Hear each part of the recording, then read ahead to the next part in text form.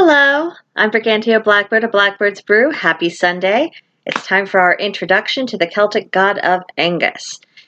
So let's begin with some basic information. The meaning of his name is one strength, or chosen one, or ever young. It just depends on which translator you're talking to.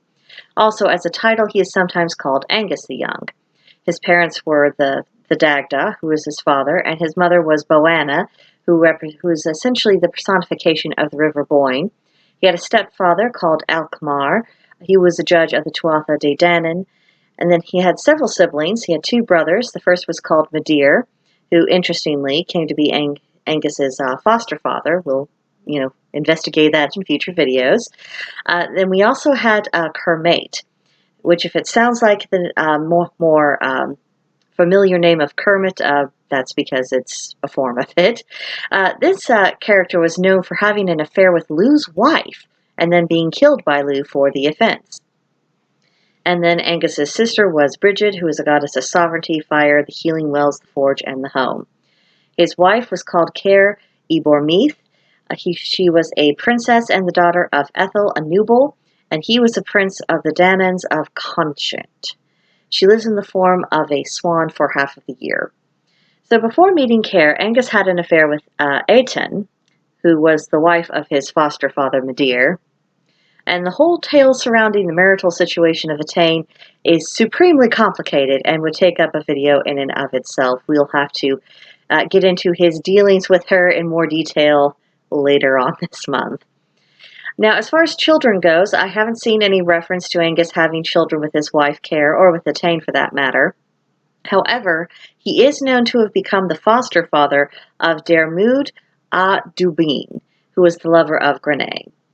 So what is Angus the god of? He's essentially the god of love, and some people consider him to be the Celtic equivalent of Eros or Cupid. He is a god of youth, poetry, and inspiration.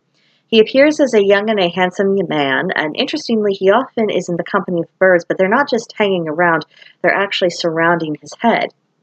And from what I've been reading, these birds sometimes act as messengers, and sometimes they are tormentors, depending on the situation.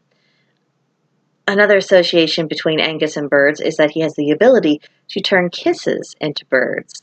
And he favors the bird over all other animals, and it's not so surprising that he would eventually marry someone who had a bird form. So because Angus is a god of youth, he also had some power over, and I would say influence over life and death, including a limited ability to resurrect the dead. He is known to be the keeper of the four keys, which allowed him access to otherworld lands, and he has the ability to shapeshift, which is handy because in order to win the hand of his wife, he had to transform into a swan because she was in her swan form at that time.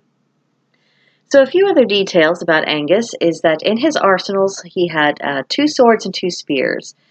And I'm sorry about these names. You know how these Celtic names absolutely defeat me. But one of his swords was called Moral Tak, meaning great fury, and this was given to him by Manon mac Lir. And the other sword is called Belgtak, meaning little fury.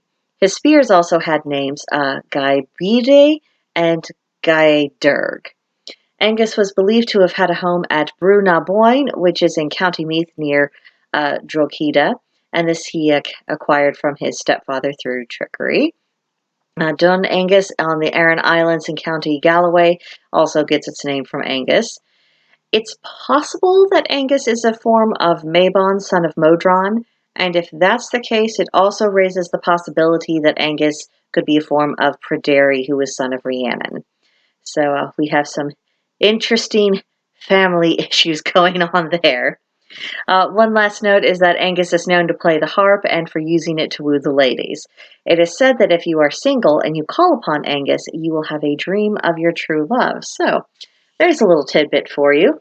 Obviously, lots to unpack with Angus, much more to come as we progress through this month. I hope you'll be back for that. In the meantime, if you'd like to discuss this or any other pagan or magical topic, I hope you join us at Blackbird's Brew. You can find a link to join us in the description box below. And of course, please subscribe to this channel, like the video, leave a comment. I'll see you in the next one. Bye.